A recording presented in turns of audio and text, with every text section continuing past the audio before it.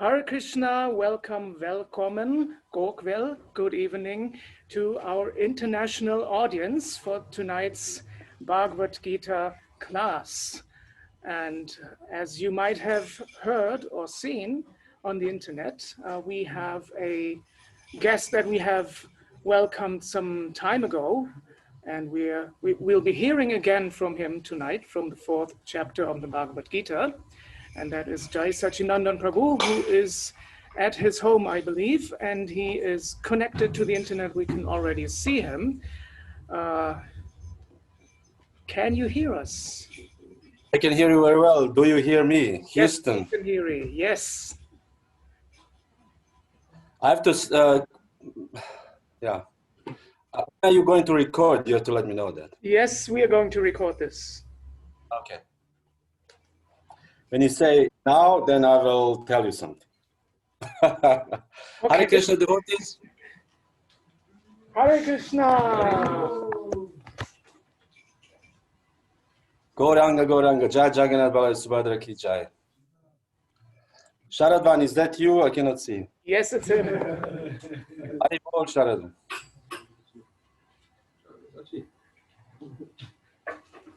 So, is it recording? Yes. So, Hare Krishna devotees, I am actually, you said that I am in my home, but I actually am not in my home, but I am at my home, because this is here, I want to show you, this is a special place. This is a museum of Srila Prabhupada in Zürich temple, with the original artifacts, Prabhupada's personal clothes and stuff, and some of his books, and some of his other stuff. Here we have original Radha Krishna record. This one here. Then we have some original books here of Srila Prabhupada. The original books that Srila Prabhupada came with. And then here we have Srila Prabhupada himself. Srila Prabhupada Ki Jai. Do you hear me? Oh, okay. Yes, we can hear you. Okay. So this is Srila Prabhupada here. This is Srila Prabhupada's museum in ISKCON Zürich. I thought this is very important for us ISKCON devotees to always remember who is what is our biggest treasure, our most treasurable person. This is Srila Prabhupada. The Srila Prabhupada came, he delivered the whole world. Today we just read every morning here in ISKCON Zürich, they're reading from Nectar of Devotion, and after this they're reading from Srila Prabhupada's calendar, and each date when Prabhupada spoke correspond to today's date. So today's quote of Srila Prabhupada was, I have given you the ideas and you just have to tax your brain to fulfill it. So Srila Prabhupada is already delivered the whole world. We just have to somehow or other, as Srila Prabhupada says, take the credit. Once they ask Srila Prabhupada, why did Lord Chaitanya did not liberate the world? Why did not Lord Chaitanya come to the West to preach? And Srila Prabhupada answered, Lord Chaitanya wanted to give credit to me. This was a Srila Prabhupada's response. Is there a particular reason why you're turning off the microphone? Yes, because there might be too much of a sound interference, so that's why I turned off our microphone. Okay, it's difficult. I don't know how do you are you listening? We are listening. We can hear you very well. Yes. Okay. So as I understand, I will be reading today from the verse 11 from the chapter of Bhagavad-gita, of the 4th chapter of Bhagavad-gita. Is that correct? You can just say. Yes, I believe that's correct. Yeah.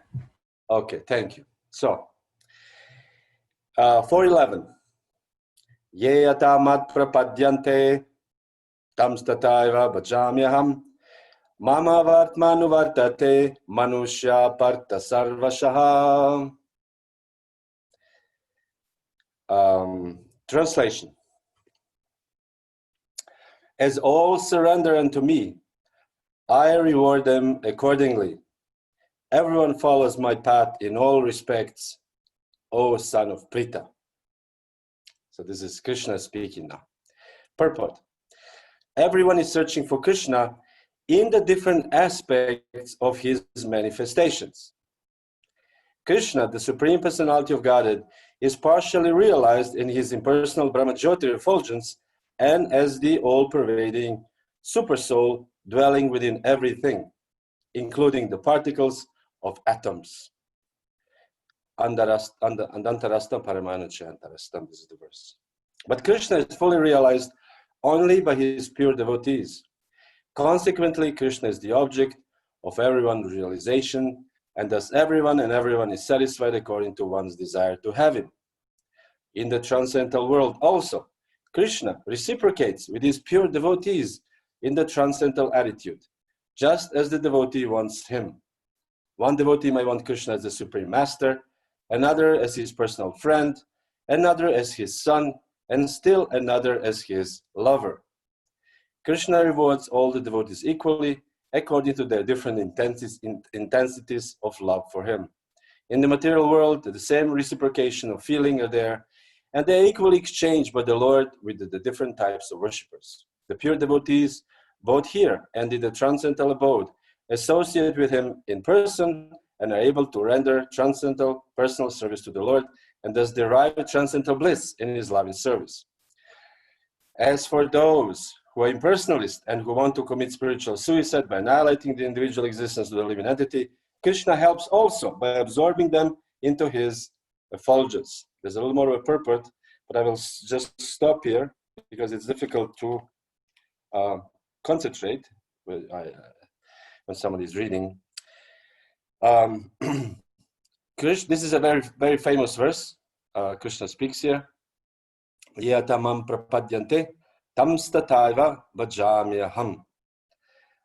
Accordingly, I reward my devotees. So what does that exactly mean? That means the devotees, there are different kinds of devotees. There are different kinds of consciousness devotees or non-devotees develop towards Krishna. We know that Krishna kills many demons. In Vrindavan, he kills all kinds of demons, and later on also kills the demons. In Dwarka, he kills the demons. In Mathura, kills the demons. So Krishna kills the demons because this is how Krishna rewards them for their so-called devotion. Because their devotion is, they have some kind of devotion, meaning they are thinking of Krishna. So this is already some kind of devotion. So Krishna rewards this by killing them. And by killing them, he is actually liberating them. He is not just killing them and forget about them, but he gives them mercy by killing them. So this is how he reciprocates with them. And then there are other devotees, Shanta devotees, neutral devotees, devotees who are on the Dasya platform and other Madhurya. With each devotee, Krishna reciprocates differently. So now I wanted to read a little bit from this month is a month of Purushottam. It's a very special and auspicious month. And I found out that devotees are reading 15th chapter of the Bhagavad-gita. I don't know, do you read 15th chapter of Bhagavad-gita? Any response? No response. Yes? I cannot hear you anyways. So, in the 15th chapter of the Bhagavad-gita, we read daily, we try to read daily Bhagavad-gita 15th chapter. There are only 20 verses, so it's not so much. And we have 4 days, so if you are interested. In the verse 5 and in the verse 15, I found two ends where Krishna offers two different views of what what surrender means, like two different ends. Like this is the end here. You can, like for example, in sport, if you want to be a sportist in the beginning, you know, like you have an app, and in the app it says the beginner, intermediate, or the advanced. So you can press the beginner, and there's like 30 minutes per day or 5 minutes per day. And for the advanced, it's already like 1 hour per day. And this is just for the app. And those who want to be on a professional level, probably 8 hours a day or 6 hours a day. So Krishna also offers different kinds of paths for different kinds of levels of surrender. And Srila Prabhupada says here in the purport, in the fifth chapter, even the fifth verse of the 15th chapter, this is the formula of surrender. This is what does it mean to be surrendered? In the verse 15, Krishna says like this: the splendor of the sun, which dissipates the darkness of this whole world, comes from me, and the splendor of the moon and the splendor of fire are also from me. So Srila Prabhupada explains in the purport that people should think, oh, there's a sun, there's a moon, there's a fire, so this also means there's something higher than me that could be God. So this is like a very basic level of spiritual advancement. But Krishna offers it also. Krishna doesn't say you surrender or you die or you don't exist anymore. Krishna offers paths to everybody. This is a very unique, actually, spiritual, you can say, movement or religious group that we have, that Krishna offers. He's not samoham sarabhutasha, he's not at all partial. He offers himself to everybody. Just imagine. You can just think of fire and think, wow, there's some power from this fire. Where does this fire glow coming from? And you start thinking like this, and then you become Krishna conscious slowly. So this is Krishna's, you can say, lowest path, lowest niveau, lowest level. And the highest level is a very, we can say, strict level. And it goes like this. This is 15.5. Those who have handies, take a look. Those who are free from false prestige, illusion, and false association, who understand the eternal, who are done with material lust, who are freed from the dualities of happiness and distress, and who unbewildered know how to surrender unto the Supreme Person, attain to that eternal kingdom. So you see the difference here. This is a huge difference. This is a guy who just think about a fire, maybe there's something higher than this. But here, this is the highest. Prabhupada explains in the purport, this is the way to surrender. And this is the way to surrender. To be free from false prestige. Prabhupada says, what does it mean, false prestige? False prestige means that somebody is puffed up, Prabhupada says, thinking in himself or herself the Lord of material nature.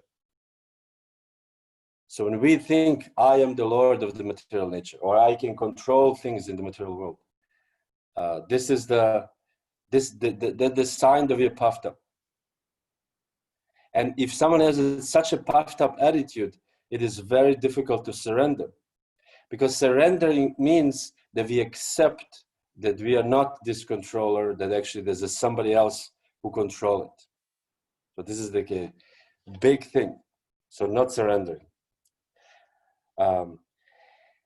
Those who are free from false prestige, those who are free from illusion. What does it mean to be free from illusion? Illusion means that this person or everybody in this material world do not understand what is the real knowledge. So therefore they illusion.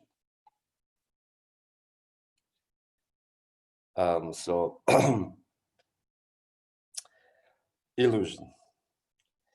Prabhupada says, but because of this illusion, the pride develops. So sometimes you see somebody is very puffed up, and you say, oh, this guy is puffed up. He's very puffed up. But what does it mean? So, we call it in ISKCON puffed up. This is a Prabhupada's terminology. Puffed up, Prabhupada. This is a Prabhupada's word. Puffed up. Somebody's puffed up, puff himself up. Prabhupada used this example of a frog. The frog, Dr. Frog, he calls it in the well. He thinks, oh, this universe must be as big as my well here, my puddle. And then he said, how big it is? And he puffs himself, his body up. So this is what Prabhupada used this word, puffed up. And devotees are using it all the time. But puffed up, in reality, means that person is just illusion that he thinks he's the controller and he can actually manipulate this material energy.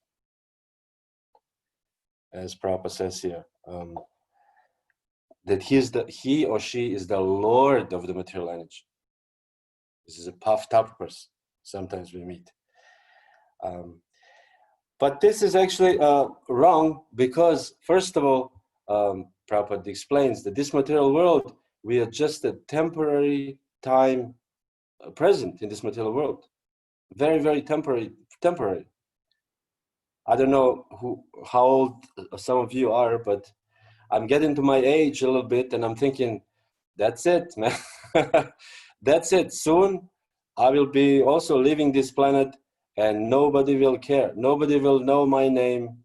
Nobody will know, there was some Jaya Sacinandana, some 700 years later, nobody will know that some Jaya Sacinandana existed. Or whatever my legal name. Because what is in a name? The name is actually just attachment given by the society to this body. This is a name. Like we have our legal names, we have our ID, Ausweis, we cross the borders, the police is looking our advice. Hare Krishna. And but this is actually just, the society is attaching these particular names to our body. Hare Krishna. I think maybe you can disconnect your microphone. Toral Mehta.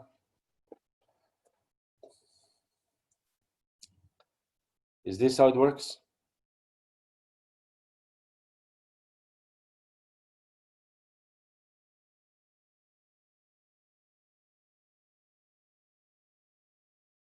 Should I keep going or?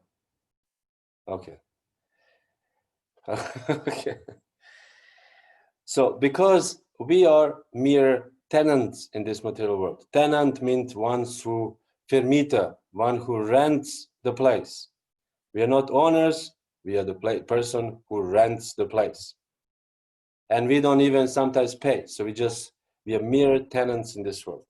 So therefore, if we have this understanding, then we cannot be, as we call it, falsely puffed up, that we are the controller, or we are the ones to actually to lord over of the material nature. Which comes to the second point.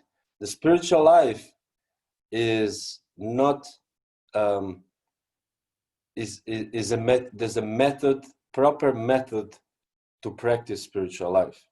Like from this lower platform to this higher platform, there's a method to it.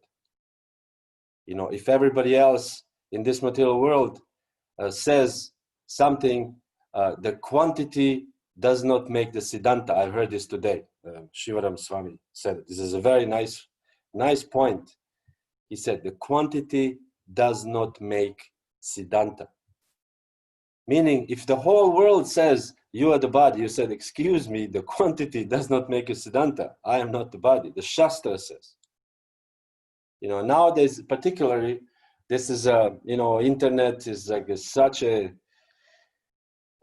it could be a wonderful thing, but mostly it is not a wonderful thing because there's so much influence of non-devotional thoughts and so much, and we also as devotees, we became influenced by this quantity opinion. So many people have one opinion and they say yes, and we somehow get influenced instead of being influenced by the Shastra. and do not care much for this quantitative opinions of others. So this is our methodology. Our methodology, as Prabhupada used this example of these three pramanas. One of pramana, three, as he called it, evidences, or three ways to acquire knowledge.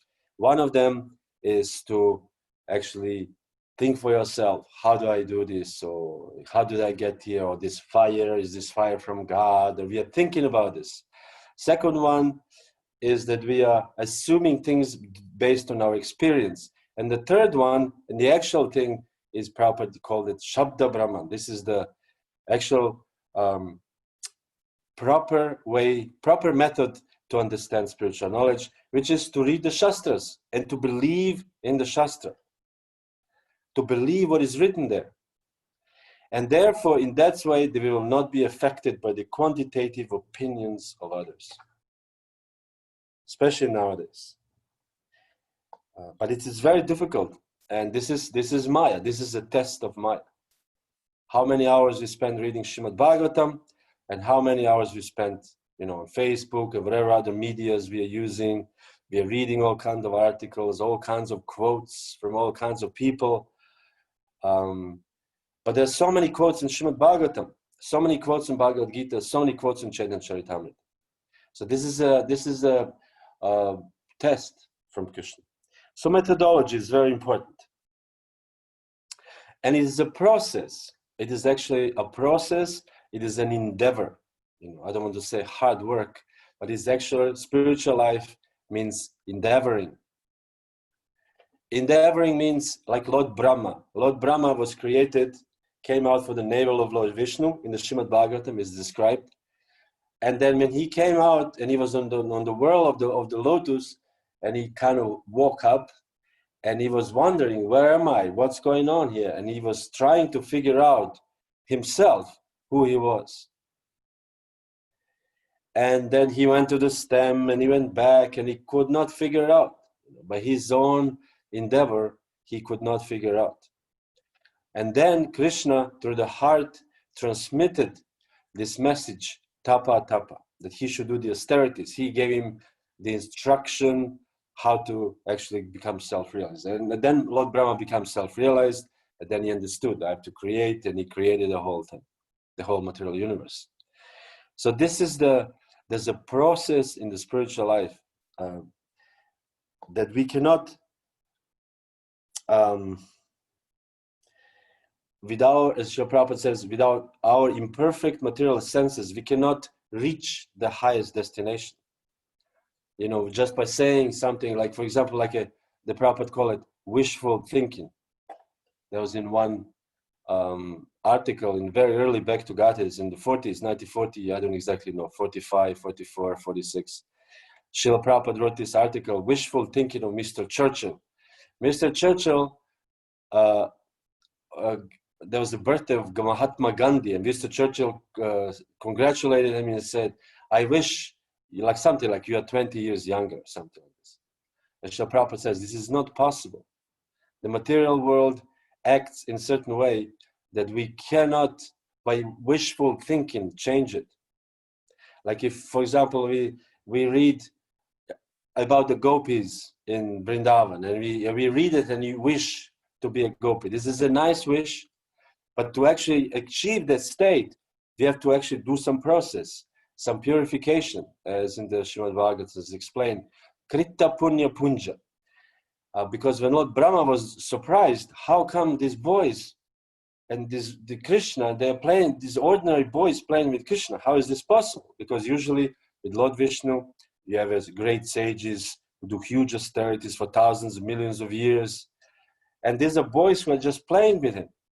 And the answer was, these boys are not ordinary boys. These boys actually accumulated, meaning piled up this Kritta Punya Punja, the pious, the heaps and heaps and mountains of pious activities. So to pile the pious activities means that we have to follow some process. We have to actually follow the process of the devotional service. So, Srila Prabhupada says here, Simple, in one of the verses, simple theoretical book knowledge is not sufficient for a neophyte devotee. So we can read, or we can, read about whatever, gopis or gopas, and we think, yes, I think I love Krishna. This is nice. It's a nice sentiment. It's wonderful. The Prabhupada says, book knowledge is theoretical, whereas the archana process is practical. Spiritual knowledge must be developed by a combination of theoretical and practical knowledge, and that is a guaranteed way for attaining spiritual perfection. So Prabhupada recommends neophyte devotees, young devotees, to practice archana, means to practice deity worship. Deity worship means waking up early in the morning, 4:30 is Mangala Artik, so you have to wake up a little earlier, shower, wear clean clothes, chant or sing Mangala Artik, then chant rounds, then Guru Puja, then offering food, eating only food offered to Krishna. This is all austerities in reality. To eat only food offered to Krishna is not so easy. We all know, those who live outside, it's not so easy to just eat only food offered to Krishna. So therefore, Prabhupada gave this archana, this is deity worship. So deity worship, where we have temples, to actually follow these standards, so we can get purified and come to the higher platform, which is this Madhyamadikari. And then later on, from Madhyamadikari, there's a more work and more process to come to the Uttamadikari.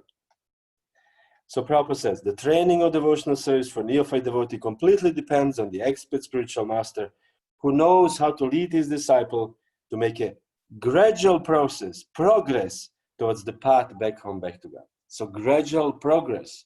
But the progress has to be, we always say this is a gradual thing, but it has to be progress, not just to be gradual. It has to be progress also. And in the end, in the 7th canto, Srila Prabhupada says very nicely, deity worship is especially meant for purifying the neophyte devotees. Actually, however, preaching is more important. In the Bhagavad-gita, 1869, it is said, Nachatan manusheshu kaschin me priya krita maha. If one wants to be recognized by the Supreme Personality of Godhead, he must preach the glories of the Lord. One who worships the deity must therefore be extremely respectful to preachers. Otherwise, simply worshipping the deity will keep one in the lower stages of devotion. So this is yet another step. Devotion, temple worship is very nice. Put one in mode of goodness. We take shower, wake up in the morning. We are clean. We are purify our minds. We eat Krishna prasadam only. We do service, engage ourselves in full devotion service. But the next level is to actually become a preacher. And what does it mean to be a preacher? The preacher means that we influence non-devotees to become devotees, at least in some way. So this is preacher.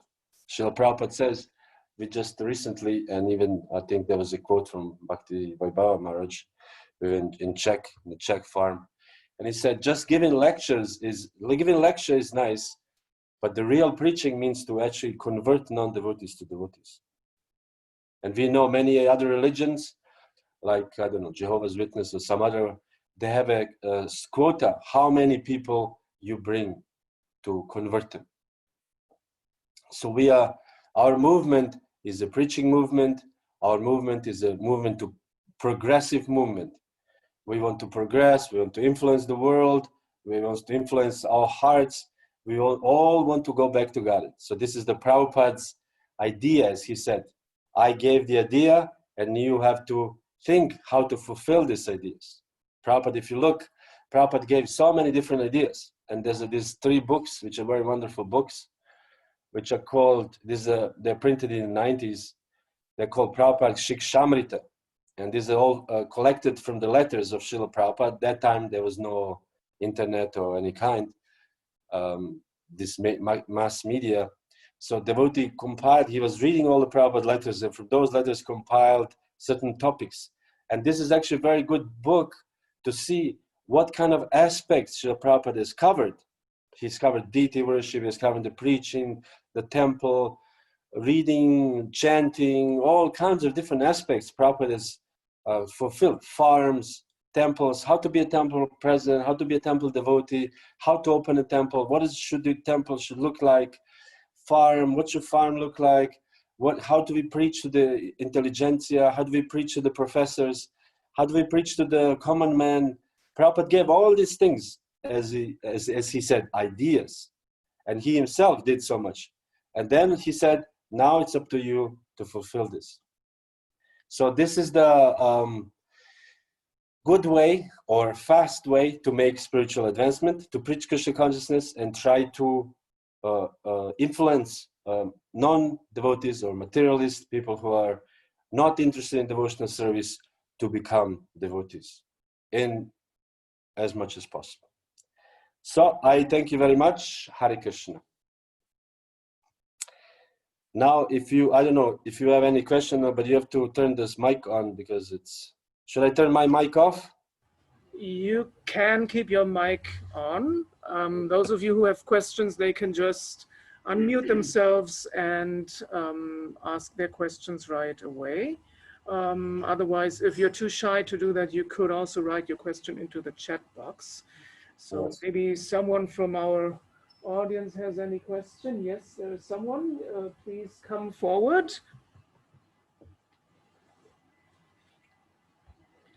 Hi Krishna Prabhu. Hare Krishna. I have a question. You were talking about that preaching is a fast way to make progress in Krishna consciousness. Yes. And I've observed that how many young people, when they get involved in the movement for the first time, they very quickly become very enthusiastic to start preaching and yes. go out and, like you said, like convert. Yes. I don't know about that word, but what I was wondering also is I heard Sacinandana Swami explaining how, like mananam, you need to have some time to chew what you've just heard and before you can really go out to preach, because I've seen they've even said some things that are a little bit impersonal. When do you know that it's time that you can preach? Because, I mean, how do you know yes. you're ready? Well, it is, as I read here, Srila Prabhupada says, where is it? The training of a devotional service for a neophyte devotee completely depends on the expert spiritual master who knows how to lead his disciple to make gradual progress towards path back home, back to God. So you require a guide or lead. So therefore, devotees needs to be educated. Therefore, we have all these lectures. We have a Bhakti Shastris nowadays. And devotees need to be educated, and then they can be sent to preach. And by preaching, they also sharpen their swords, to use the figurative speech. We don't have weapon, but to sharpen our intellectual swords, because when you go out to preach, people will ask you a question that you may not know the answer. So then you come back and you have to actually read and study. So there is no particular time, if that's what you mean. Depends on each temple as a different, or each guru, or each disciple, or each country. They have different ways, different things to do. Srila Prabhupada, I just recently read a letter from Srila Prabhupada to one lady. I don't know exactly her name, meaning not initiated. You know, in those days, if people are not initiated, they were not, how would you say, they were not full members of ISKCON. They were just like friends, and there were very few of them at that time. And Prabhupada wrote a letter to her, and he said, if you like, you can rent a storefront and start a Krishna center. I was shocked. You know, the Prabhupada actually offered completely uninitiated the person who she probably didn't know much. He offered her to that she starts a preaching center, and he said, "This is very easy. Just read from my Bhagavad-gita in the evening, and just say a few words on your own." So it depends on the expert guidance. This is the answer. There's no answer, because sometimes there's need, sometimes there is no need. Like, for example, if you have in the temple, like in India, for example, you have this Juhu beach. There were, I don't know how many hundreds, 400 devotees, 400, 500, I don't know how many devotees are living there. And there were so many different kind of preachers, they're educated, professors, and so on and so forth. So they're qualified to preach. So when somebody young joins, that person has to be educated, has to go through these tests and Bhakti Shastri and education and so on and so forth, and maybe be assistant at the beginning. But in some areas, you don't have this. Some areas you don't have. And so Prabhupada also in the beginning, he didn't have, so he used these hippies to preach. And hippies actually preached quite well. And Prabhupada was very happy. You know, I was just reading recently, we're reading this Tamal Krishna Goswami's book, Servant of the Servant. It's amazing how Tamal Krishna became a leader of the whole, basically, West Coast ISKCON, but he was 5 months in the movement. He didn't know much. At that time, I don't think they even had all the books. They maybe had Bhagavad-gita, maybe another book, 2 books or something. But so Prabhupada needed people, and so he engaged people like this. So it's as we call it, Desha Kala Patra, time, place, and circumstances. Is this satisfying? I cannot hear, but you can say yes or no. Yeah. There's another question from our audience. Yes. Hare Krishna, thank you for your nice lecture. Hare Krishna, Prabhu. So you spoke about the preaching and that we shall influence others, but there's also a restriction, right? We should not preach to non-devotees or to people who are not like it. Can you say something about this? Can you qualify this question a little more, please? Yeah, in the 10 offenses, one offense is that we shall not give the holy name to people who are don't like it, isn't it? Yes. Maybe you can speak a little bit about this. A little bit about this. Well, a little bit about this is that if you know there's a person is demoniac nature, for example, you go and you know this person is a demon, you know, he hates Hare Krishnas, or he tore the book before, and you go to him and you said, please take a book, and he takes a book and tear it again. I mean, this is obviously not proper, you know. We also recently went to one place and we had a Harinam, and devotee went through, it's a kind of like a platform, and on this platform there's a restaurant, and this restaurant there are all kinds of like people who drink and eat meat, and like and every time they have a Harinam, before they pass by this place, they're hurling bad words and, you know, shouting and throwing things at the devotees. So we went once to Harinam, and the devotee who was leading, he somehow, instead of going to our normal road, he's turned into this platform, and he just walked right to this restaurant, you know.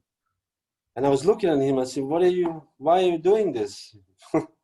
And he just went straight into, it's a very narrow, between the wall and the restaurant is like maybe 1 meter or something. And he just went through it. And then these people, and the guy was there, one guy was eating meat with his hands. He was staring this pig or whatever that was with his hands, eating like this. And he was hurling bad words at us. And we were like really close. And the other guy stood up and he threw some, you know, with his greasy hand, some paper at us. And I think hit one devotee or something. I mean, it was nothing, but I was just thinking, this is completely unnecessary. This is actually the ninth offense. Why would you do this? You know they hate you. They are, you know, lower class people. So why are you provoking people? So sometimes devotees do this. This is the 9th offense. But sometimes, you know, people are not so. They're just innocent. And I remember once there was one devotee distributing books on one corner, particular corner on the street, and then he approached one woman, and she said, "I'm walking here every morning to work and from work for the last 3 years, and I'm passing you every day, and you're stopping me every single day." And the devotee said, "So, did you take a book?" I don't know in the end, did she take a book or not? But in this way, it's all right. You know, we don't offend people. We are not. But the world is so big. There's so many people. Berlin is 4 million people. To approach every single person in Berlin, it will take long time. And there are always new people are coming to Berlin. So I don't think there's a problem. There's no problem whatsoever. But if you see that somebody is like demoniac or really inimical or they can harm us, we also don't want to provoke people. But therefore, we have to become expert. An expert, we have to be under the expert guidance of the spiritual master. Thank you, Hare Krishna. Any other? Is this satisfying to you? Yes, thank you very much. Thank you. Any other words?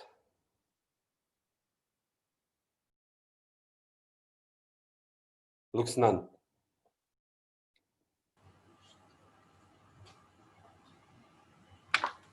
Yes, it seems there is no further question. So this is the last call. If you have a question, you need to hurry up. Otherwise, we'll conclude this evening. So I don't see any raised hands or unmuted microphones. So I think that's it. And I think we all were very glad to have you with us again. And we are hoping that you will be with us again for another session in the near future.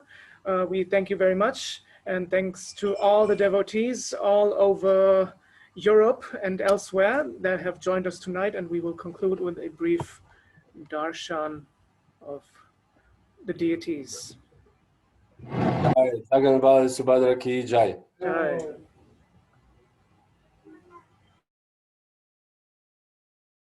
So I'm stopping video.